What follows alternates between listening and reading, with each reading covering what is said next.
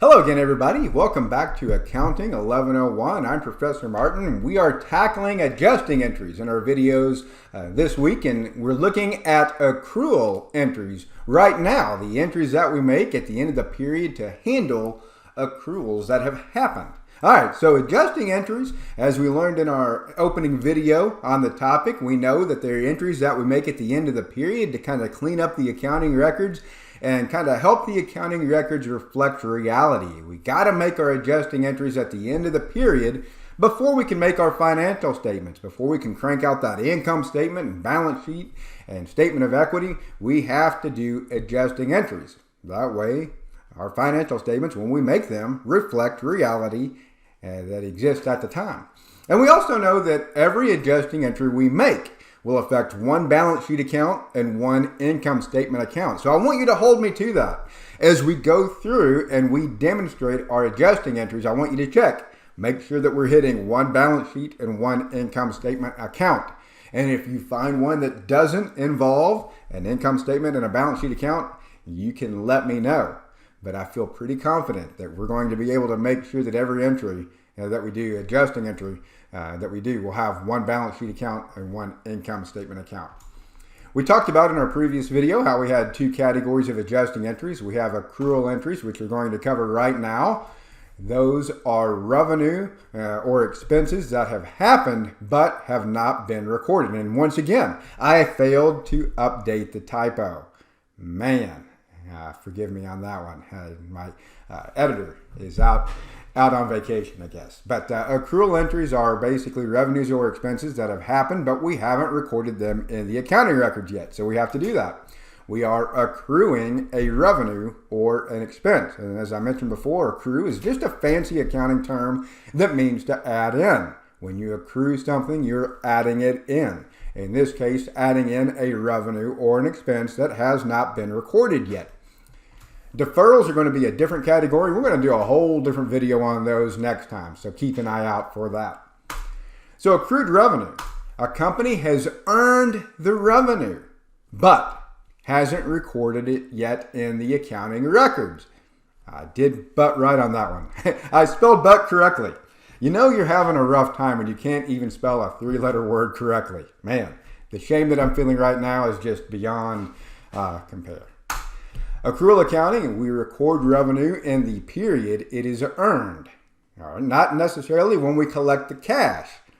We record the revenue when we earn it. Well, what does it mean to earn revenue? Well, we provided the service or we've delivered the product. We provide the service, we deliver the product, we've earned the revenue even if we haven't collected the cash yet. So, we need to make sure that we record the revenue in the period we earn it, the period that happens. So let's just do a little scenario here. At the end of December, Net Solutions has earned $500 in fees that have not been billed. They're going to send the customer a bill in January. So Net Solutions designs a website in December. They've earned the revenue, but they're not going to send a bill until January. Well, we don't want to wait until January to count that revenue because the reality is we earned that revenue in December. We need to make sure that it shows up in the period that we earned it. It's time for an adjusting entry. Again, accrual accounting, we record revenue in the period when we earn it. Very important that we match it up with the correct period. So here we go. The accrued revenue adjusting entry. We're going to record a receivable. The client or customer owes us money for that job, and we're going to record the revenue because we earned it. Fees earned, revenue is credited $500, and the receivable is debited $500. When we look at the accounts, we began with a $2,200 balance in accounts receivable from the other transactions that we've worked, and we've added via the adjusting entry $500. So now there is a total of $2,720 that customers owe us. On the revenue side, fees earned, we began with a total of $16,340 in revenue that we've earned. We're adding another $500 to it. So if we don't make this entry, our revenue is going to be off by $500 for that period.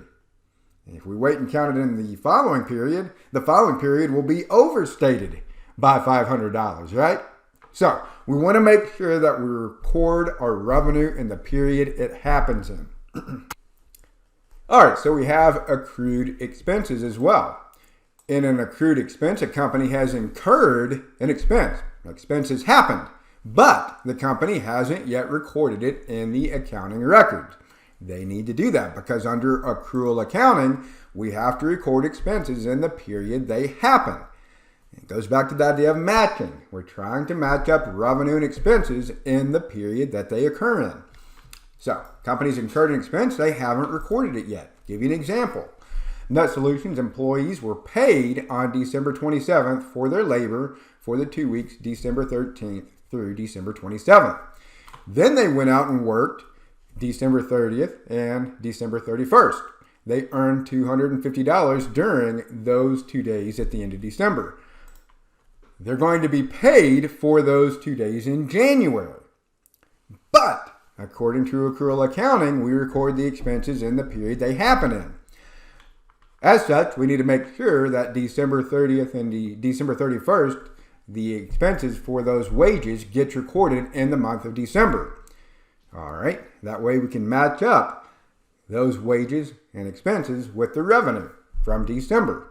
We don't want to kick the can down the road as far as recognizing expenses. We want to record them in the period they happen. So we've got an adjusting entry we have to do.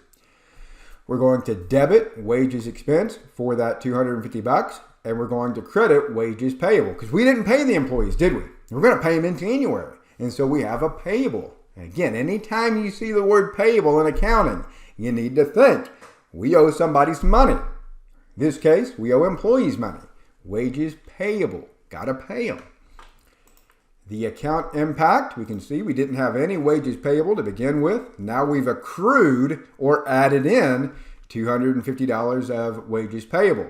And so now we have an adjusted balance at the end of the period of $250 that we owe our employees. And we've added that amount to wages expense. Again, making sure we record the expense in the period that it happens in. We've added that right in there. Another example for you, we'll say, let's say it's the following month. Kind of continue on with that exact example. Not a new one, but kind of continuing on with the idea that Nut Solutions employees were paid $1,275 on January the 10th. And so here's payday. We're in January, they're getting paid. That amount's going to include the $250 they were owed from December and also the amount that they earned from January 1 to January 10. 2-week period, okay? So, again, in accrual accounting, we record expenses in the period they happen. So the entry that we would have to make to record payday on January 10th would look like this. Wages expense debit for the 10 days that they worked in January. $250 debit to wages payable, which wipes out the amount they owed from December. And then a cash credit for the total amount. And we look at it from an account standpoint, you can see the wages payable amount would go away. We owed $250 at the end of December. We paid it in January and no balance left. That additional amount, the wages expense, is the expense that they had for the first 10 days of January. We want to make sure we record expenses in the period they happen in. That's why this $250 we have right here, we made an adjusting entry for it in December to record the expense in December. All right, very important. Matching up revenues and expenses in the period they happen in. Why don't you give it a try? I'll give you a couple examples here. The following data was accumulated for preparing the December adjusting entries of Wilmington Consulting Company. At the end of the month, we had $10,380 in fees that had been earned but not billed to clients. Revenue accrual. Wages of $5,000 were earned in the final week of December but not paid until January. An expense accrual. I've given you a couple of entry boxes here, a couple of journal entry boxes. If you want to fill those out, you can make your own notes or you can maybe print off the notes that we're looking at right now. Fill that in. And if you want to pause the video, take a moment to do that and we'll see if you can come up with it. All right. One last opportunity. If you haven't filled out the information for the two journal entries there yet, accruing revenue and accruing expense, then go ahead and do that right now. I'm going to show you what you should have come up with. First one, accounts receivable debit, $10,380. A fees earned, a revenue account credit, $10,380. Then our second entry, wages expense debit, $5,000. Wages payable credit of $5,000 on that as well.